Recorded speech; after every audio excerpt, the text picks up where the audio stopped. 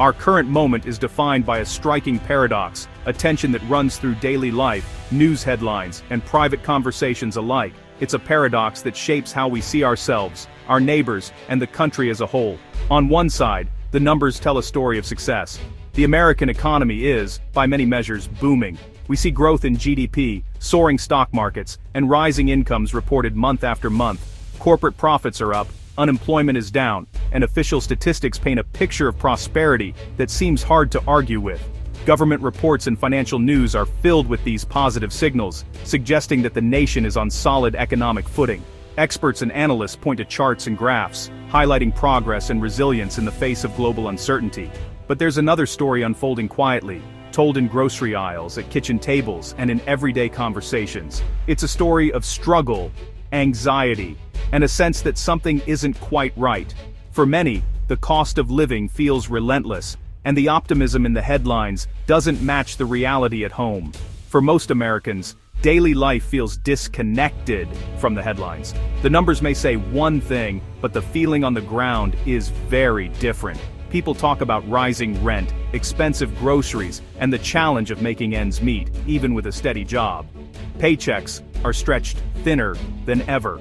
Costs for basics like food, housing, and healthcare keep climbing, and for many, financial security feels like a distant dream.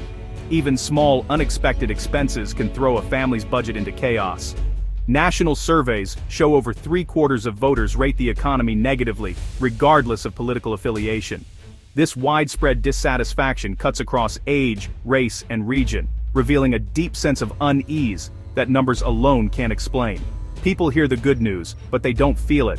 There's a growing gap between what's reported and what's experienced, a disconnect that breeds skepticism and frustration. This divide isn't just about economics, it's about trust, communication, and what a good economy really means. It's about whether people believe their leaders and whether they feel seen and heard in the national conversation. Both realities exist at once, shaping our politics and fueling public frustration. The numbers matter, but so do the feelings, and until they align, the paradox at the heart of our economy will remain unresolved. By the numbers, late 2025 looked like a triumph. The U.S. economy grew at 4.3% in the third quarter, beating expectations. Stock markets hit record highs, boosting millions of retirement accounts. Median family income rose by $1,200, even after inflation. Some prices, like gas and airline tickets, fell, hinting at easing inflation. From this top-down view, the story is one of clear success. Leaders tout these figures as proof their policies work. The official narrative: the economy is thriving, and opportunity is expanding. But this is only part of the story. For most families, the economy isn't just a story on the news, it's a daily reality that shows up in the budget, not the headlines. Every trip to the store, every bill that arrives, is a reminder of how much things have changed. The numbers on receipts and statements feel more personal than any economic report. The high cost of living remains the top concern for households across the country. It's not just a statistic, it's a constant pressure, shaping choices and plans and forcing families to rethink what's possible. Years of rising prices have left a lasting mark. Even as some things stabilize, the impact lingers. Wages haven't kept up, and for many, paychecks seem to stretch less and less each month. The gap between what things cost and what people earn keeps growing, making it harder to get ahead. Grocery bills are up. 70% of Americans say they spend more than a year ago. The price of basics like milk, bread, and eggs has climbed. And it's not just a few cents here and there. For many, the weekly grocery run now means tough decisions. Families cut back, switch brands, or skip items just to get by. Favorite foods become occasional treats, and even essentials sometimes get left behind. The checkout line is a place of calculation and compromise. Housing costs are another burden. Rents climb, and home ownership feels out of reach for many. The dream of a stable home is slipping further away, especially for young families and first-time buyers. Higher mortgage rates add hundreds to monthly payments, shutting many out of the market entirely. Even those who want to buy are forced to wait, save more, or settle for less than they hoped. A $1 $200 income boost means little when bills rise by hundreds each month. The extra money disappears quickly, eaten up by higher costs for everything from gas to groceries to utilities. Gains in retirement accounts or investments feel distant and abstract when rent is due. or when the next bill threatens to tip the balance. For many, long-term security feels less important than making it through the month. This is the disconnect. Headline numbers and official reports often miss the daily struggle. The reality on the ground is more complicated, more stressful, and more urgent than any chart can show. For millions, the cost of living overshadows any good news. Until prices come down or incomes catch up, the sting of high prices will remain a daily challenge for families everywhere. The gap between data and feeling is rooted in psychology.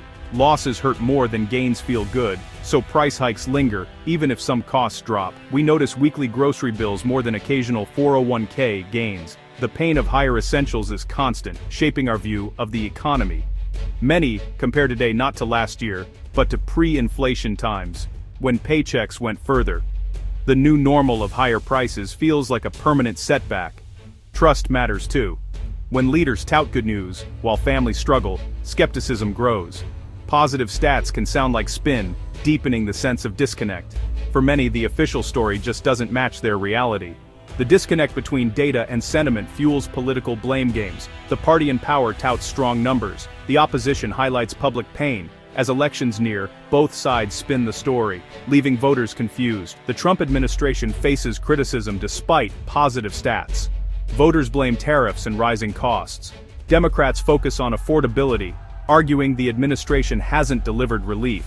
This finger-pointing rarely solves real problems and often deepens cynicism. Simplistic blame drowns out real discussion of complex economic forces. The result, more noise, more division, and a sense that leaders aren't listening. The White House message is one of historic economic triumph. President Trump touts GDP growth, record markets, and rising retirement accounts. He claims victory over inflation, projecting confidence and crediting his policies. Advisors urge sticking to this message, believing numbers will eventually sway public opinion.